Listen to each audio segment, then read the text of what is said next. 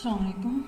آج ہمارے لیکچر کا موضوع ہے کہ بر صغیر کے نظام تعلیم میں مختلف ادوار میں نظام تعلیم کے اندر نصاب میں کیا شامل تھا اور طریقہ تدریس کس قسم کے تھے۔ آج ہم دیکھتے ہیں کہ کتنے ادوار میں کیا تبدیلیاں آئیں۔ پہلا دور مسلمانوں کے تعلیمی نظام کے آغاز سے لے کر عہد اکبری سے شروع ہونے سے پہلے تک محیط ہے۔ اس دور میں عربی زبان و ادب، تفسیر، حدیث، فقہ، منطق، علم الکلام اور تصوف شامل نصاب تھے، اور مسلمانوں کا یہ پہلا دور تقریباً 200 سال کے عرصہ پر محیط ہے۔ دوسرا دور شروع ہوتا ہے عہد اکبری سے لے کر درس نظامی تک۔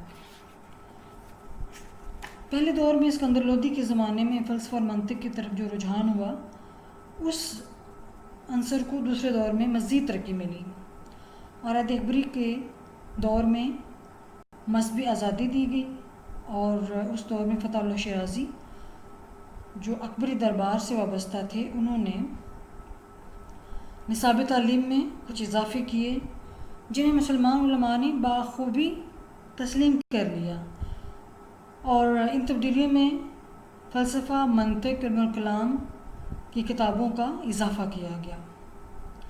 اس طرح نصاب کے اندر منقولات کی بجائے معقولات کی طرف رجحان زیادہ ہو گیا، لیکن ساتھ ہی ساتھ ایک نئے مضمون طب کا اضافہ ہوا۔ تیسرا دور، یہ دور وہ دور ہے جس میں درس نظامی کا آغاز ہوا۔ اورنگزیب عالمگیر کے دور میں ملا نظام الدین سہالوی نے دور اکبری کے نصاب میں ترامیم اور اضافے کر کے ایک نیا نصاب ترتیب دیا، جسے درس نظامی کا نام دیا گیا، اور درس نظامی برصغیر کے تمام اداروں میں راج کیا گیا۔ اس دور میں منقولات کی بجائے معقولات کی طرف جھکاؤ زیادہ ہو گیا تھا۔ ملا نظام الدین نے نصاب میں کچھ مزید کتابوں کا اضافہ کیا۔ نصاب میں کتابوں کا یہ اضافہ اس اصول پر کیا گیا کہ نصاب کے اندر علوم کی بوجھل کتابیں زیر مطالعہ آ جائیں، اور فتح اللہ شیرازی نے جو اصول قائم کیے تھے کہ نصاب میں معقولات کی طرف زیادہ رجحان ہو، اسی رجحان کو تقویت دی گئی۔ اس کا نتیجہ یہ نکلا کہ نقلی علوم یعنی قرآن و حدیث، فقہ اور اس کے متعلقہ علوم، ان کی طرف توجہ کم ہوتی گئی، اور اسلامی مدارس میں ان کی اہمیت کم کر دی گئی، حالانکہ یہ مضامین اس قابل تھے کہ انہیں اولین اہمیت دی جاتی اور نصاب پہ زیادہ جگہ دی جاتی۔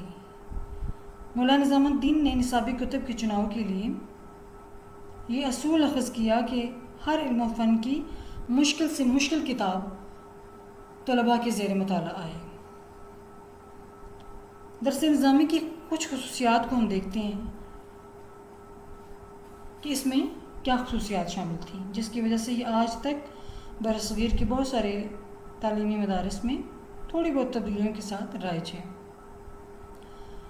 درس نظامی کا آغاز آج سے تقریباً 400 سال قبل اورنگزیب کے عہد میں ہوا، لیکن یہ آج بھی ہمارے نصاب میں بہت سارے مدارس میں رائج ہے۔ اس کے اندر ایک خوبی تو یہ ہے کہ اس میں فلسفہ اور منطق وغیرہ کی نسبت قرآن و حدیث پر توجہ کم ہے، اور لہٰذا اس کو خمی کہا جائے تو یہ زیادہ مناسب ہوگا، کیونکہ قرآن و حدیث کو جو اہمیت ملنی چاہیے تھی وہ نظر انداز کر دی گئی، اور اس کی بجائے فلسفیانہ علوم پر زیادہ توجہ دی گئی۔ نصاب میں تاریخ اور جغرافیہ جیسے اہم مضامین شامل نہیں کیے گئے۔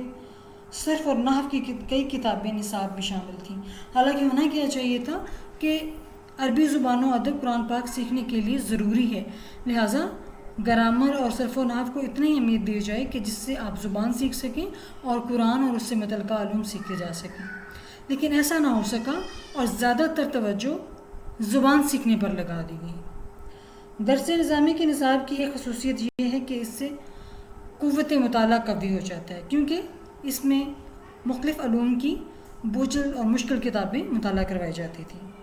درس نظامی کے نصاب میں معلومات کی وسعت کی بجائے فہم، تدبر اور سوچ بچار پر زیادہ زور دیا گیا. یعنی طلباء جو ہیں وہ سوچ بچار کریں اور جو چیز سمجھ میں نہیں آتی اس کو ایون رٹ بھی لیا جائے تو اس میں کوئی مذاکرہ نہیں تھا. درس نظامی کے نصاب کا جائزہ لینے سے یہ نتیجہ سامنے آتا ہے کہ اس دور میں نصاب کو پیچیدہ اور مشکل بنا دیا گیا تھا. اعلیٰ تعلیم میں منقولات کی بجائے معقولات زیادہ اہمیت اختیار کر گئے تھے. یہ نصاب آج کل بھی مدارس میں پڑھایا جاتا ہے، لیکن ملا نظام الدین کے بنائے گئے نصاب اور آج کل کے درس نظامی کے نصاب میں بہت فرق ہے. آج کل بہت سی ایسی کتابیں نصاب میں شامل ہیں جو ملا نظام الدین کے عہد میں شامل نہیں تھیں. اس کے علاوہ متعدد کتابیں جو اس وقت نصاب میں شامل تھیں وہ آج کل کے نصاب میں نہیں ہیں. ان تبدیلیوں کے باوجود درس نظامی کا نصاب جمود کا شکار ہے اور اس میں اب بھی زمانے کا ساتھ دینے کے لیے گنجائش جو ہے وہ نہیں ہے، لہٰذا اس میں بہت ساری تبدیلیوں کی گنجائش ہے. تدریسی طریقے، اب ہم تدریسی طریقوں کا جائزہ لیتے ہیں کہ تعلیم کے مختلف مدارج میں کون کون سے طریقے استعمال کیے جاتے تھے. ابتدائی تعلیم میں زیادہ تر بچوں کو مکاتب میں دی جاتی تھی اور تعلیم کی ابتدا اس میں بسم اللہ سے ہوا کرتی تھی. اور جب بچہ 4 سال 4 ماہ اور 4 دن کا ہو جاتا تو بچے کو استاد کے سپرد کر دیا جاتا.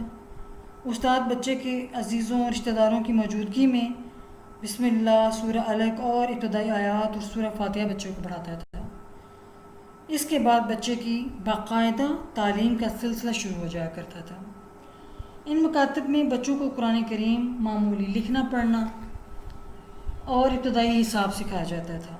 یعنی یہ مہارتیں بنیادی ہیں اور ان کو سکھایا جاتا تھا تاکہ وہ حروف کی پہچان حاصل کر سکیں اور حساب کی مہارت حاصل کر سکیں. بچوں کو حروف تہجی اور ان کی مختلف صورتوں کی پہچان کرانے کے بعد حروف کو ملا کر پڑھنے کی مشق کروائی جاتی تھی. حروف کی پہچان کے بعد لکھنا بھی سکھایا جاتا تھا. اکبر نے اپنے دور میں لکھنا پڑھنا ایک ساتھ شروع کرنے کا رواج دیا. چنانچہ حروف تہجی کو یاد کروانے اور ان کی شکلیں سمجھانے کے بعد ان کو لکھوایا بھی جاتا تھا اور مسلسل مشق کروائی جاتی تھی تاکہ بچے پڑھنے کے ساتھ ساتھ لکھنے کے قابل ہو سکیں. اب ہم دیکھتے ہیں کہ ثانوی اور اعلیٰ درجات میں کون سے طریقہ ہائی تدریس رائج تھے. اس میں ایک طریقہ تو ہے تقریری طریقہ، لیکچر میتھڈ. تقریری طریقہ بہت قدیم ہے اور ہندوستان کے قریباً تمام مدارس میں ثانوی اور اعلیٰ تعلیم کے لیے یہ طریقہ رائج تھا. اساتذہ مضمون کے بارے میں طلباء کو سمجھایا کرتے، اہم پوائنٹ سمجھایا کرتے اور طلباء اس لیکچر کے اہم نکات لکھ لیا کرتے تھے. استاد اور طالب علم ایک سرکل کی صورت میں کسی جگہ بیٹھ جایا کرتے تھے جس میں استاد ایک بلند مقام پر بیٹھا کرتا تھا، کسی مسند پر یا کسی اونچے مقام پر، اور طلباء اور دوسرے سیکھنے والے حضرات اس کے گرد دائرہ بنا لیا کرتے تھے. اور پھر درس کے بعد سوالات کا سلسلہ ہوتا. مشکل اور پیچیدہ باتوں کو سمجھنے کے لیے طلباء سوال کیا کرتے تھے تاکہ ان کو مضمون کے متعلق کوئی بھی مشکل باقی نہ رہے. معلم اپنی تدریس کا جائزہ لینے کے لیے پڑھائے گئے سبق میں سے مختلف سوالات کرتا تاکہ وہ طلباء کا آموختہ سن سکے کہ انہوں نے کیا سیکھا. پھر اس کے علاوہ یہ طریقہ بھی تھا ٹیکسٹ بک میتھڈ، یعنی درسی کتاب کا طریقہ. اس طریقے تدریس میں اساتذہ کتاب کی قرأت کیا کرتے تھے اور طلباء انہیں غور سے سنا کرتے تھے. بعض اوقات طلباء قرأت کرتے تھے اور استاد غلطیاں درست کرتے جاتے تھے. یعنی ایک بچہ کھڑا ہو جاتا تھا طالب علم اور وہ اپنے اس مضمون کی بلند آواز سے ریڈنگ کیا کرتا اور ریڈنگ کے دوران اگر کوئی لفظ یا جملہ غلط بولا جاتا تو استاد اس کی تصحیح کر دیا کرتا تھا. ساتھ ہی ساتھ مشکل مقامات کی تشریح بھی کر دیا کرتے تھے اساتذہ اکرام. دوران کرت اپنے شکوک یعنی اپنی پیچیدگیاں دور کرنے کے لیے اساتذہ سے سوالات بھی کیا کرتے تھے. چونکہ طلبہ پڑھائے جانے والے سبق کا باقاعدہ مطالعہ کر کے آتے تھے، اس لیے ان کے سوالات بڑے جامع اور موضوع کے مطابق ہوتے تھے، کیونکہ وہ تیار ہو کے آتے تھے کہ ہم نے یہ سوال کرنا ہے. اور سوالات ذہن میں تبھی آتی ہیں جب آپ نے ٹاپک کو تھورولی ریڈ کر لیا ہو، اس کا مطالعہ کر لیا ہو اور مشکل مقامات کو آپ نے انڈر لائن کر لیا ہو. اس کے بعد بھی کچھ طریقے تدریس ہیں جن کو ہم اگلے لیکچر میں دیکھیں گے.